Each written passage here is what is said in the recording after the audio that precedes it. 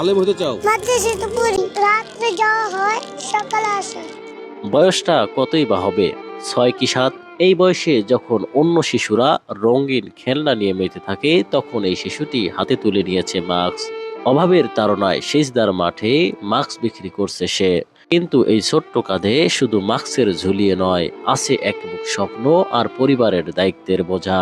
অভাব থাকলেও তার পরিচয় সে হারিয়ে ফেলেনি। সে একজন মাদ্রাসার শিক্ষার্থী। তার দুচোখ জুড়ে রঙিন স্বপ্ন, সে বড় হয়ে একজন আলেম হবে, মাদ্রাসায় পড়ি। দিনের আলো ছড়াবে সবার মাঝে। কিন্তু সেই স্বপ্নের পথে বড় বাধা হয়ে দাঁড়িয়েছে চরম দারিদ্র্য। তার বাবা হাড়ভাঙ্গা খাটুনি খেটে মিশুক চালান।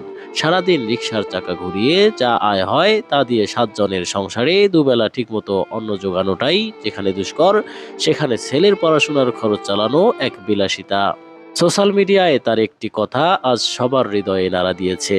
সে যখন বলে রাত্রে যাওয়া হয়, সকালে আসা হয়, তখন আমাদের বুঝতে বাকি থাকে না যে কতটা বাস্তববাদী হয়ে জন্মেছে এই শিশুটি।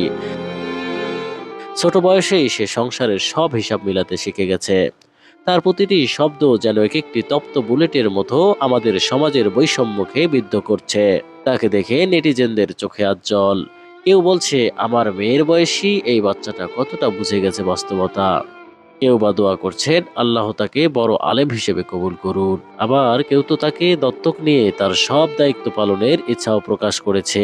মানুষের এই অকৃত্রিম ভালোবাসা আর দোয়া কি পারবে এই খুদে যোদ্ধার স্বপ্নকে বাঁচিয়ে রাখতে? মাদ্রাসার পাঠ্য বই আর হাতে বাক্সের প্যাকেট, এই দুইয়ের মাঝেই পিষ্ট হচ্ছে এক অদম্য শৈশব। আমরা কি পারি না এই শিশুটির স্বপ্নের সাথী হতে?